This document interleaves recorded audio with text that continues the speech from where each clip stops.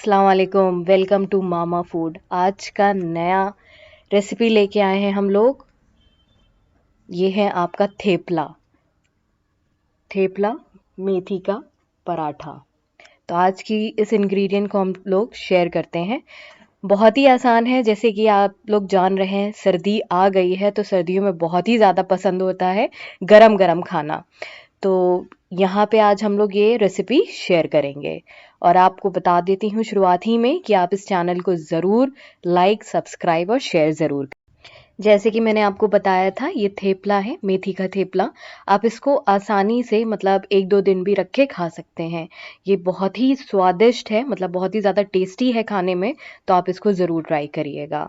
देखिए, और ये बहुत पतले-पतले हैं, मतलब पता भी नहीं चलेंगे और ये चाय के साथ तो बहुत अच्छे लगेंगे। जैसे कि आप देख रहे हैं, देखिए कितना ज़्यादा पतला बनाया गया है और टेस्ट में भी बहुत। तो हम बाज़ार से ये मेथी ले आए क्योंकि ताज़ी मतलब जाड़ों में मेथी बहुत ही ज़्यादा अफ़रात में आती है। तो फिर इस रेसिपी को मैंने बनाया, तो आप इसको ज़रूर बनाइएगा। बिस्मिल्लाहिर्रहमानिर्रहीम। तो सबसे पहले हम लोग लेते हैं 2 टेबल स्पून ऑयल। और ये आपका मेथी है, मेथी आपका 1 कप लेना है। छोटा चम्मच आपको लेना है, ये आपका लाल मिर्च पाउडर है। 1/4 चम्मच लेना है हल्दी पाउडर। फिर आपको नमक लेना है, ये है आपका मतलब ये आप स्वाद अनुसार ले सकते हैं। फिर है आपका ये तिल्ली है, ये 1 टेबल स्पून आपको लेना है, ये भी आप अपने अनुसार ऐड कर सकते हैं। फिर आपका ये आटा है, ये 2 कप लेने हैं। फिर इसी में हम लोग जो, और ये आपका अलग से आटा लिया है, ये खुश्की है। जब आप बनाएंगे थेपले तो इसमें आपको लगाने होंगे, तो इतना हम लोग ने एक्स्ट्रा ले लिया था। फिर ये बिस्मिल्लाह करके सारे इंग्रेडिएंट्स हम लोग डालेंगे। सबसे पहले मिर्च पाउडर डाला। फिर आपका ये नमक है, ये आप जैसे मैंने बताया ये स्वाद अनुसार डाल लीजिएगा। फिर आपका ये हल्दी पाउडर है 1/4। फिर आपको सेसमी सीड्स ऐड करनी है, ये तिल्ली है, ये आपको ऐड करना है। इससे टेस्ट भी बहुत अच्छा आएगा, तो आप इसको ज़रूर ऐड करिएगा। फिर आपका ये तेल है, इसको ऐड करना है।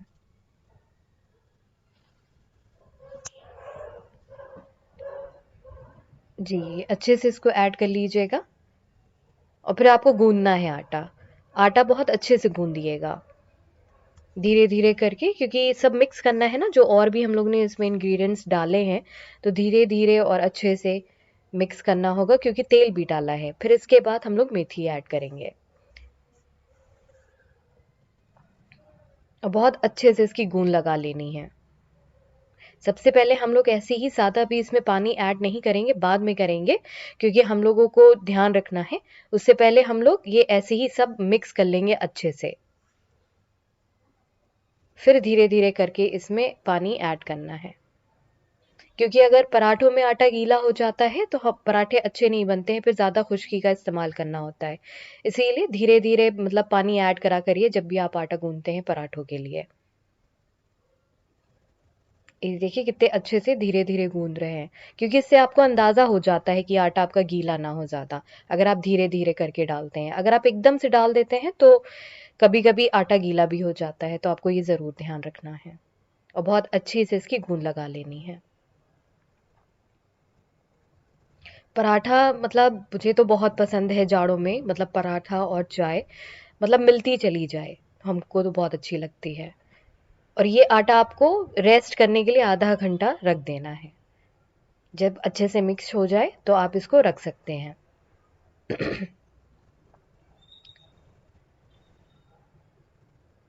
जी, इस ऐसे ही गूँध के अब इसको फाइनली आप इसको रख दीजिएगा। जैसे मैंने बताया आधा घंटा रख दिया है, अब हम लोग इसको शुरुआत करेंगे बेलने की। तो ये जैसे मैंने बताया था, ये खुश्की हम लोगों ने ले रखी है, अब इस खुश्की को हम लोगों को लगाना है। तो आप इसके पेड़े बना लीजिएगा। ये आप पर है कि आप छोटे बनाएँ, बड़े बनाएँ। हम लोग ने मीडियम साइज़ के पेड़े बनाए थे और मीडियम साइज़ के ही, क्योंकि हमको ये ध्यान रखना है कि जो आपका थेपला हो मतलब पतला हो, बहुत ही ज़्यादा पतला। देखिए बना के और उसको बेलना है। आप गोल भी बना सकते हैं, आप कोई भी शेप दे सकते हैं, ये आप पर है। और बहुत अच्छे से इसको बेल लेना है। जाड़े हैं, जाड़ों में जैसे कि आपको पता ही है कि इतना अच्छा लगता है, और बेड पे अगर आपको चाय मिल जाए और पराठा, आहा क्या कहना है। तो इसीलिए ये, और वैसे भी जाड़े आ ही गए हैं, तो ये तो बहुत ही अच्छा लगता है चाय और पराठा कॉम्बिनेशन इसका।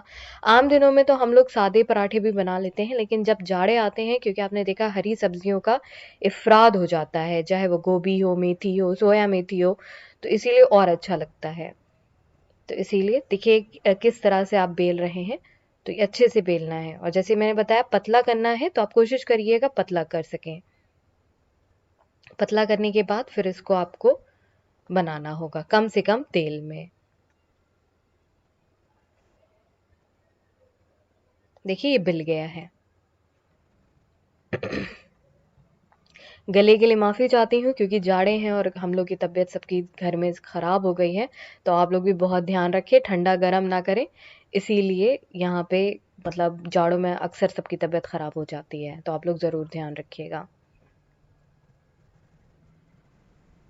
देखिए अच्छे से बेल लेना है, क्योंकि पतला बनाना है, तो इसको हम लोग थोड़ा और मेहनत कर रहे हैं कि ये पतला बने, तो हम लोग इसको और लंबा कर रहे हैं पराठे को।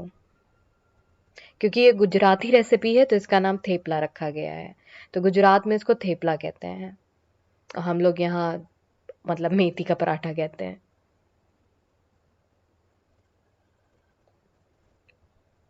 गोल गोल आप करते जाइए। पतला भी आप पर है, आप स्क्वायर भी रखना चाहते हैं तो आप स्क्वायर भी कर सकते हैं, ये टोटली आप पर डिपेंड है। क्योंकि हम लोग गोल बना रहे हैं, तो इस तरह से हम लोग कोशिश कर रहे हैं कि गोल बने।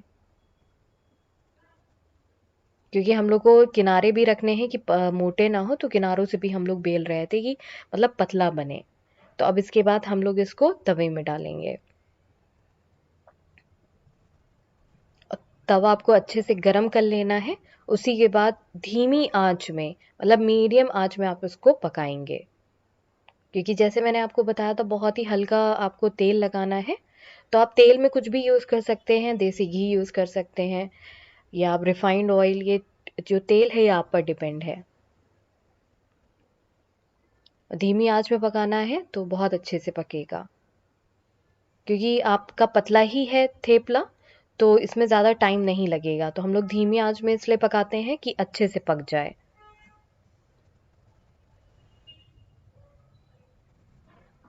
जी।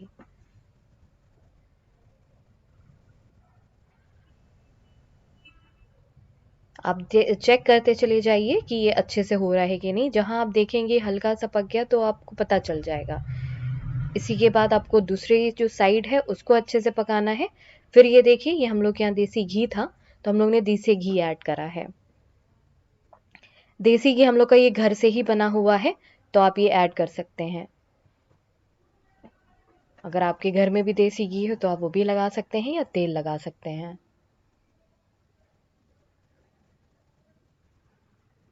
बहुत हल्का लगाना है, ज़्यादा नहीं, क्योंकि ये आप पर है। जैसे कि ऑयल फ्री खाने अब बहुत ज़्यादा चल रहे हैं, तो आप पर है कि आपको ये मतलब हल्का तेल लगाना है, या फिर जिस तरह से आपको लगाना है, आप कम ज़्यादा भी लगा सकते हैं।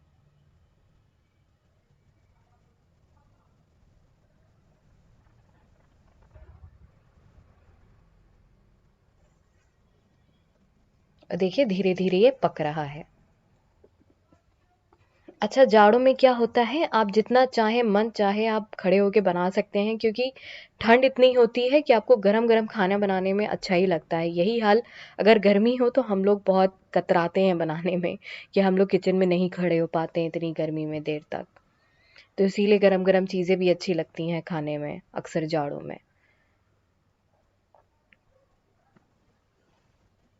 देखिए जैसे मैंने बताया, धीमी आंच में, मीडियम आंच में पकाना है, तो मीडियम ही आंच में पकाइएगा, क्योंकि अच्छे से पकेगा। अगर आप इसको थोड़ा तेज आंच में करते हैं तो पक तो जाएगा, लेकिन जो आपका मतलब कच्चापन होगा वो रह जाएगा। तो आप लोग ये ज़रूर ध्यान रखिएगा कि धीमी आंच में आपको पकाना है।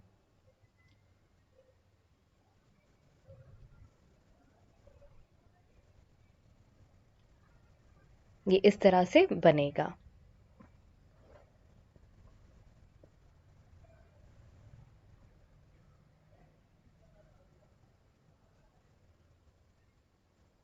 देखिए किस तरह से ये बन के तैयार हुआ है, क्योंकि हम लोगों ने ज़्यादा बनाए थे, तो ये इस तरह से धीरे-धीरे करके बनाए थे और धीमी आँच में पकाए थे। आप लोग भी इस तरह से पकाइएगा। अगर आपको ये रेसिपी पसंद आई हो, तो आप ज़रूर इसको लाइक, शेयर और सब्सक्राइब ज़रूर कर लीजिएगा। इंशाअल्लाह नेक्स्ट वीडियो में मुलाकात होती है। जब तक दुआओं में याद रखिएगा। अल्लाह हाफ़िज़।